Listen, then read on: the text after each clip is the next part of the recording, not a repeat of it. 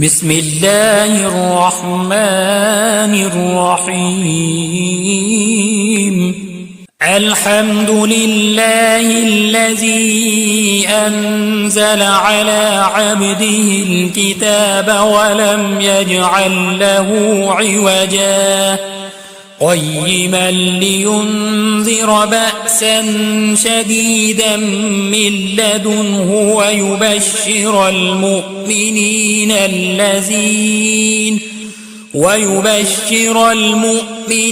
الذين يعملون الصالحات أن لهم أجرا حسنا ماكثين فيه أبدا وينذر الذين قالوا اتخذ الله ولدا ما لهم به من علم ولا لآبائهم كبرت كلمة تخرج من أفواههم إن يقولون إلا كذبا فلعلك باخع نفسك على آثارهم إن لم يؤمنوا بهذا الحديث أسفا إنا جعلنا ما على الأرض زينة لها لنبلوهم أيهم أحسن عملا وإنا لجاعلون ما عليها صعيدا جرزا أم حسبت أن أصحاب الكهف والرقيم كانوا من آياتنا عجبا إذ أوى الفتية إلى الكهف فقالوا ربنا آتنا من لدنك رحمة وهيئ لنا من أمرنا رشدا فضربنا على آذانهم في الكهف سنين عددا ثم بعثناهم لنعلم أي الحزبين أحصى لما لبثوا أمدا نحن نقص عليك نبأهم بالحق إنهم فتية آمنوا بربهم وزدناهم هدى وربطنا على قلوبهم إذ قاموا فقالوا ربنا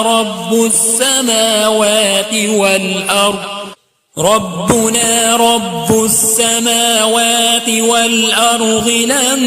ندعو من دونه إلها لقد قلنا إذا شططا هؤلاء قومنا اتخذوا من دونه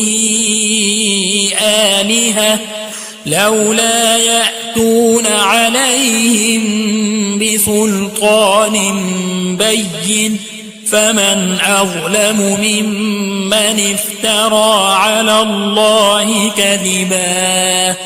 وإذ اعتزلتموهم وما يعبدون إلا الله فأووا إلى الكهف ينشر لكم ربكم من رحمته ويهيئ لكم من أمركم مرفقا وترى الشمس إذا طلعت تزاور عن كهفهم ذات اليمين وإذا غربت تقرضهم ذات الشمال وهم في فجوة منه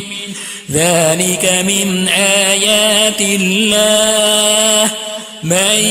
يهد الله فهو المهتد ومن يضلل فلن تجد له وليا مرشدا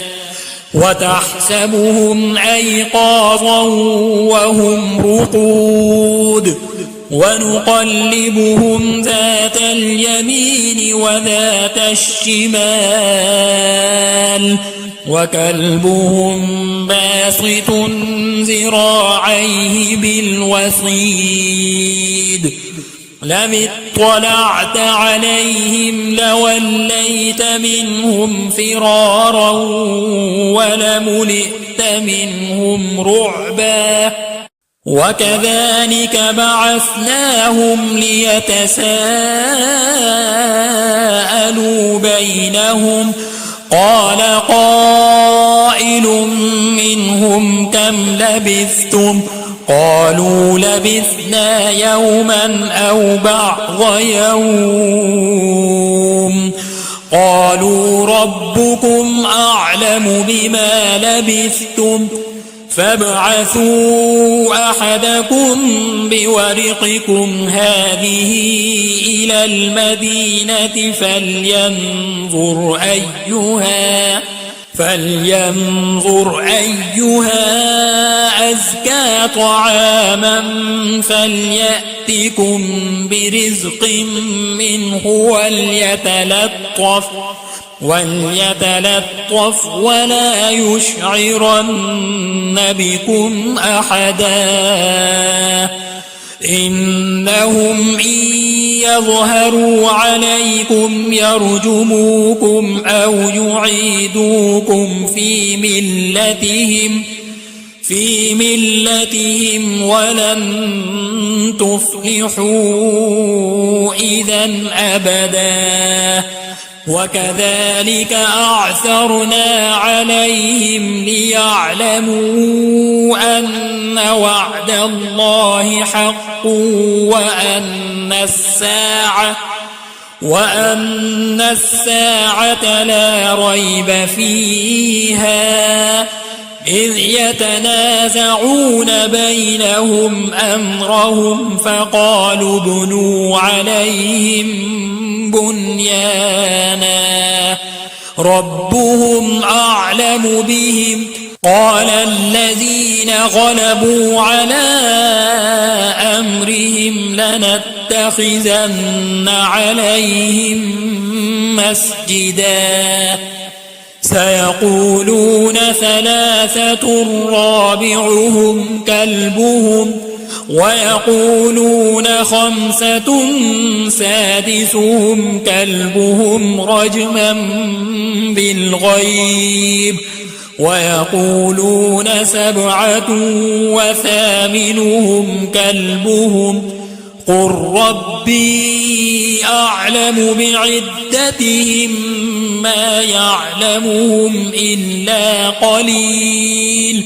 فلا تمار فيهم إلا مراء ظاهرا ولا تستفت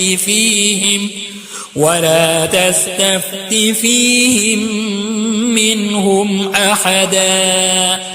ولا تقولن لشيء إني فاعل ذلك غدا إلا أن يشاء الله واذكر ربك إذا نسيت وقل عسى أن يهديني ربي لأقرب من هذا رشدا ولبثوا في كهفهم 300 سنين وازدادوا 9 قل الله أعلم بما لبثوا له غيب السماوات والأرض أبصر به وأسمع ما لهم من دونه من ولي ولا يشرك في حكمه أحدا واتل ما أوحي إليك من كتاب ربك لا مبدل لكلماته ولن تجد من دونه ملتحدا واصبر نفسك مع الذين يدعون ربهم بالغداة والعشي يريدون وجهه ولا تعد عيناك عنهم تريد زينة الحياة الدنيا ولا تطع من أغفلنا قلبه عن ذكرنا واتبع هواه وكان أمره فرطا وقل الحق من ربكم فمن شاء فليؤمن ومن شاء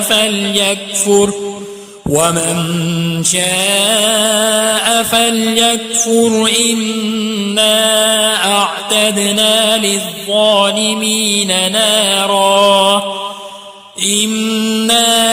أعتدنا للظالمين نارا أحاط بهم سرادقها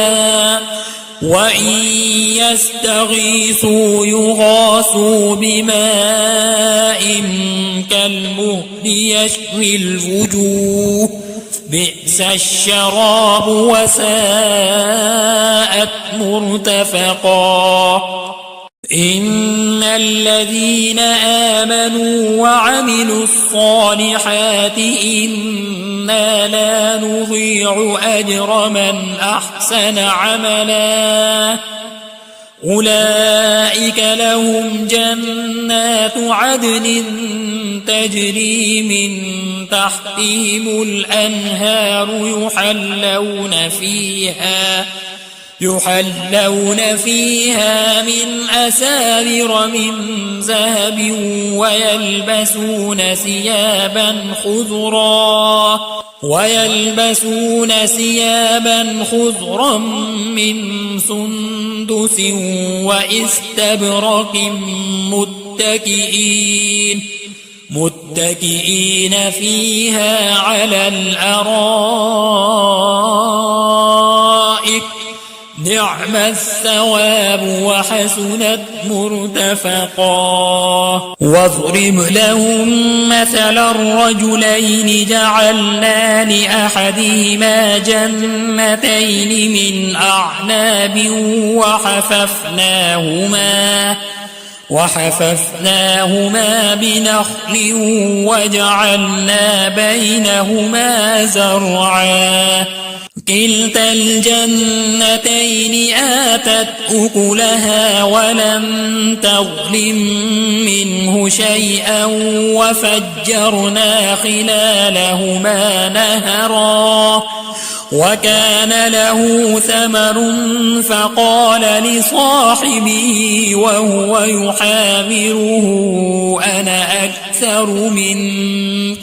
أنا أكثر منك مالا وأعز نفرا ودخل جنته وهو ظالم لنفسه قال ما أظن أن تبيد هذه أبدا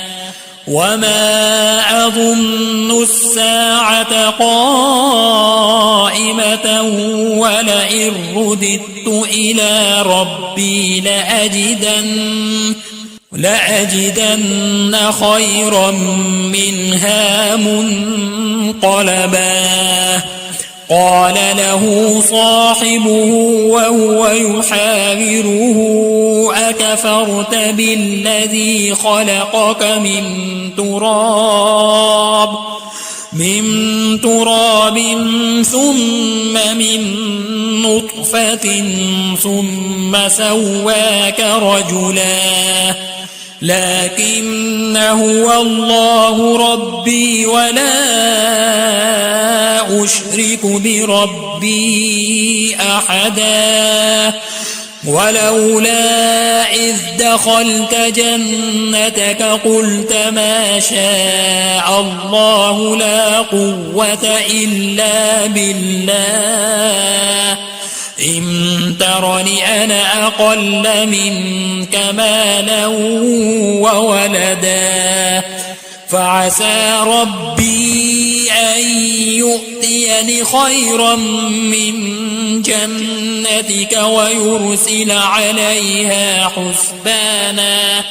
ويرسل عليها حسبانا من السماء فتصبح صعيدا زلقا أو يصبح ماؤها غورا فلن تستطيع له طلبا وأحيط بثمره فأصبح يقلب كفيه على ما أنفق فيها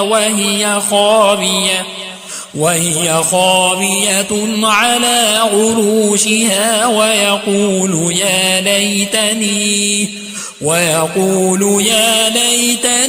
لم أشرك بربي أحدا ولم تكن له فئة ينصرونه من دون الله وما كان منتصرا هنالك الولاية لله الحق هو خير ثوابا وخير عقبا واضرب لهم مثل الحياة الدنيا كماء أنزلناه من السماء فاختلط به نبات الأرض فأصبح هشيما تذروه الرياح وكان الله على كل شيء مقتدرا المال والبنون زينة الحياة الدنيا والباقيات الصالحات خير عند ربك ثوابا وخير أملا ويوم نسير الجبال وترى الأرض بارزة وحشرناهم فلم نغادر منهم أحدا وعرضوا على ربك صفا لقد جئتمونا كما خلقناكم أول مرة بل زعمتم أن لن نجعل لكم موعدا ووضع الكتاب فترى المجرمين مشفقين مما فيه ويقولون يا ويلتنا ما لهذا الكتاب لا يغادر صغيرة ولا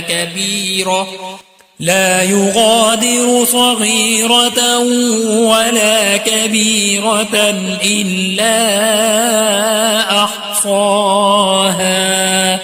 ووجدوا ما عملوا حاضرا ولا يظلم ربك أحدا وإذ قلنا للملائكة اسجدوا لآدم فسجدوا إلا إبليس كان من الجن ففسق عن أمر ربه أفتتخذونه وذريته أولياء من دوني وهم لكم عدو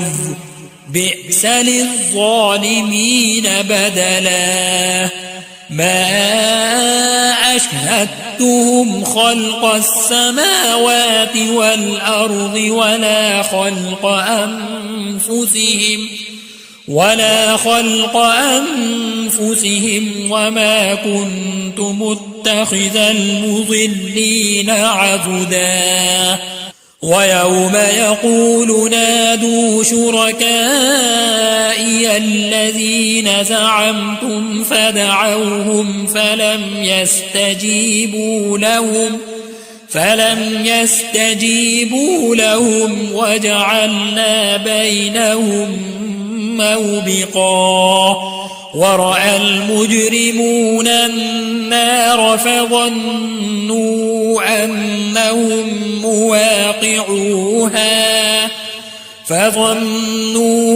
أنهم مواقعوها ولم يجدوا عنها مصرفا ولقد صرفنا في هذا القرآن للناس من كل مثل وكان الإنسان أكثر شيء جدلا وما منع الناس أن يؤمنوا إذ جاءهم الهدى ويستغفروا ربهم إلا أن تأتيهم سنة الأولين أو يأتيهم العذاب قبلا وما نرسل المرسلين إلا مبشرين ومنذرين ويجادل الذين كفروا بالباطل ليدحضوا به الحق واتخذوا آياتي وما أنذروا هزوا ومن أظلم ممن ذكر بآيات ربه فأعرض عنها ونسي ما قدمت يداه إنا جعلنا على قلوبهم أكنة أن يفقهوه وفي آذانهم وقرا وإن تدعهم إلى الهدى فلن يهتدوا إذا أبدا وربك الغفور ذو الرحمة لو يؤاخذهم بما كسبوا لعجل لهم العذاب بل لهم موعد لن يجدوا من دونه موئلا وتلك القرى أهلكناهم لما ظلموا وجعلنا لمهلكهم موعدا وإذ قال موسى لفتاه لا أبرح حتى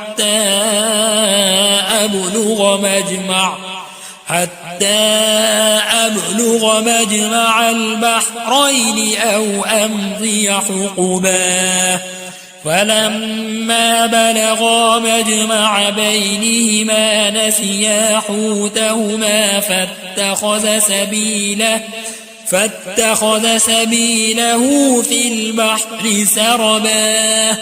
فلما جاوزا قال لفتاه آتنا غداءنا لقد لقينا من سفرنا هذا نصبا قال أرأيت إذ أوينا إلى الصخرة فإني نسيت الحوت وما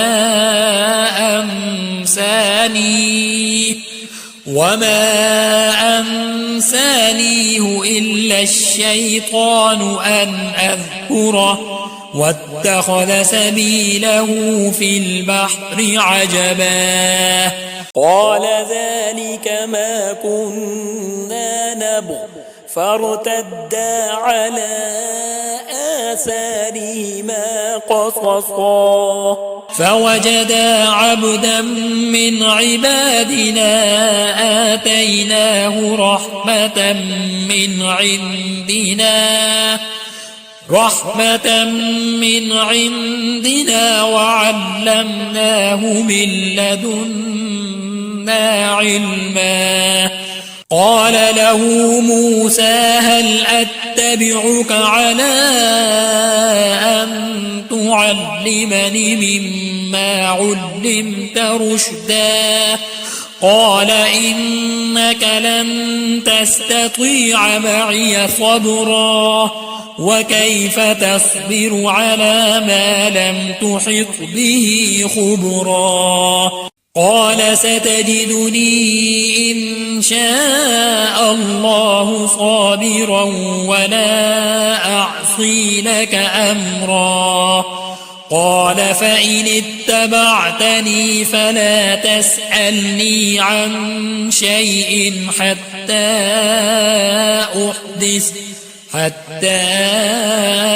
أحدث لك منه ذكرا فانطلقا حتى إذا ركبا في السفينة خرقها قال أخرقتها لتغرق أهلها لقد جئت شيئا إمرا قال ألم أقل إنك لن تستطيع معي صبرا قال لا تؤاخذني بما نسيت ولا ترهقني من أمري عسرا فانطلقا حتى إذا لقيا غلاما فقتله قال أقتلت نفسا زكية بغير نفس لقد جئت شيئا نكرا قال ألم أقل لك إنك لن تستطيع معي صبرا قال إن سألتك عن شيء بعدها فلا تصاحبني قد بلغت من لدني عذرا فانطلقا حتى إذا أتيا أهل قرية استطعما أهلها فأبوا أن يضيفوهما فوجدا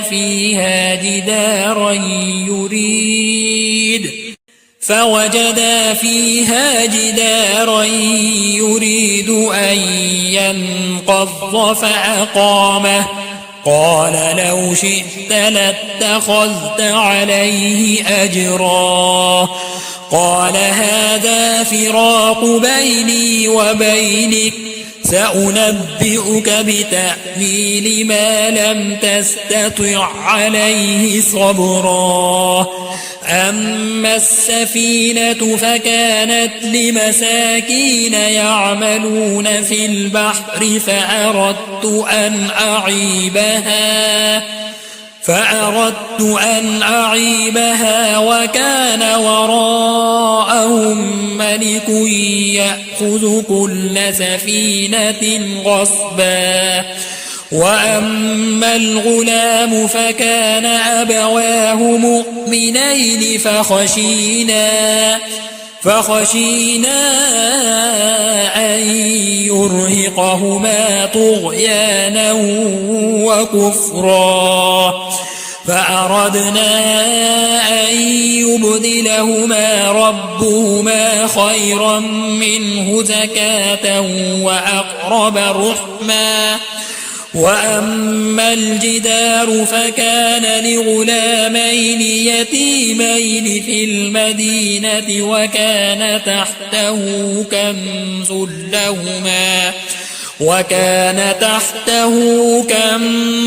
لهما وكان أبوهما صالحا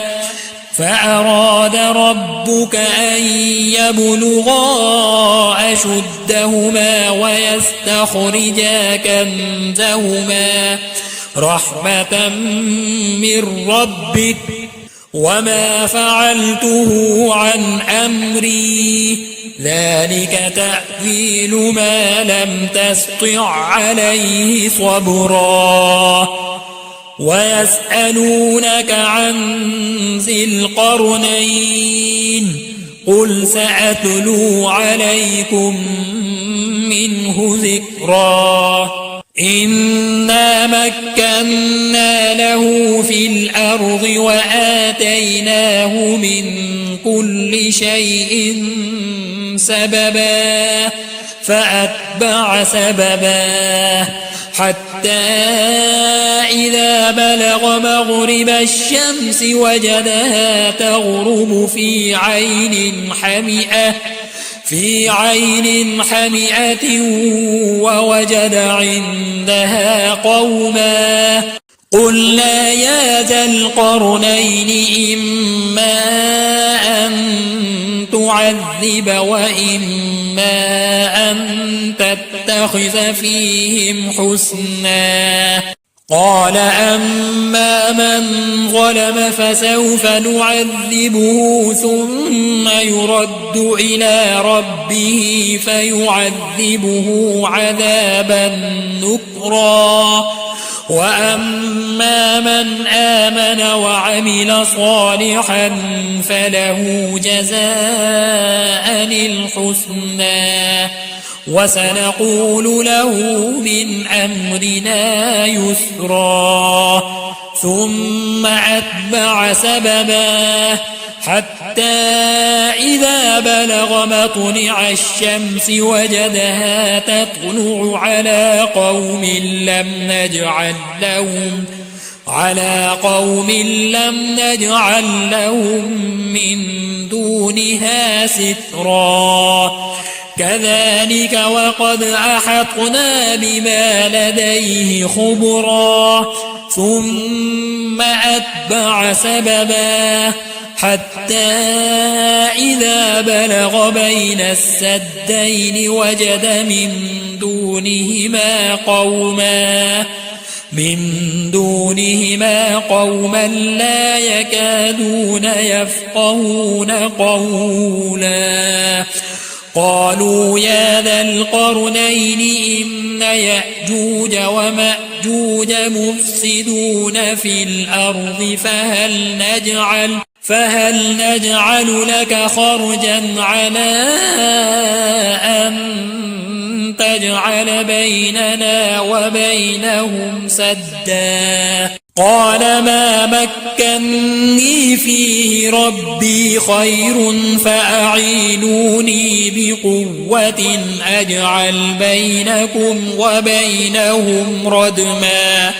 آتوني زبر الحديد حتى إذا ساوى بين الصدفين قال انفخوه حتى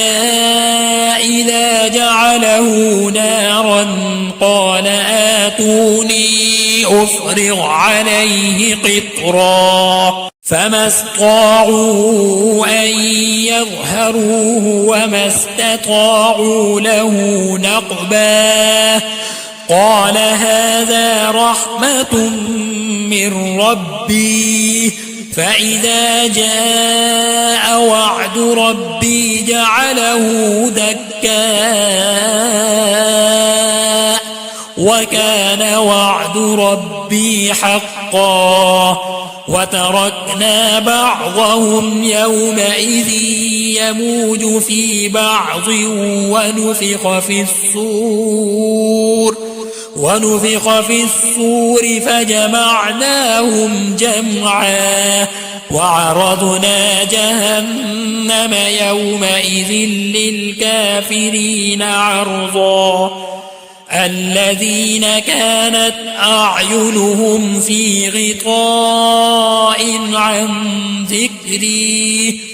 في غطاء عن ذكري وكانوا لا يستطيعون سمعا أفحسب الذين كفروا أن يتخذوا عبادي من دوني أولياء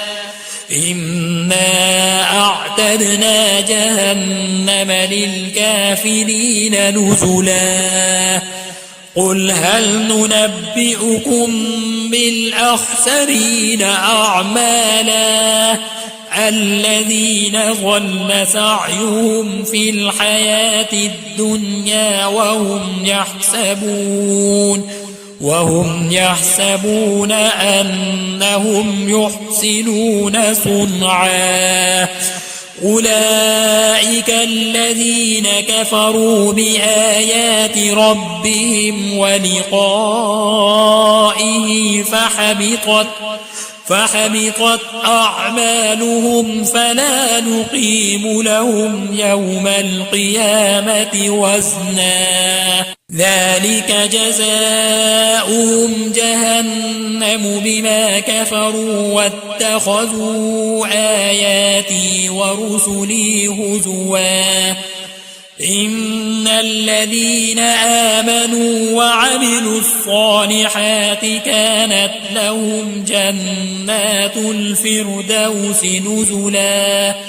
خالدين فيها لا يبغون عنها حولا قل لو كان البحر مدادا لكلمات ربي لنفد البحر قبل أن تنفد كلمات ربي ولو جئنا بمثله مددا قل إنما أنا بشر مثلكم يوحى إلي أنما إلهكم إله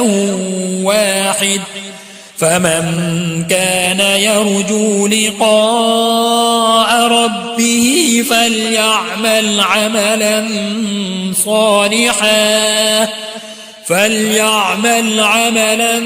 صالحا ولا يشرك بعبادة ربه أحدا.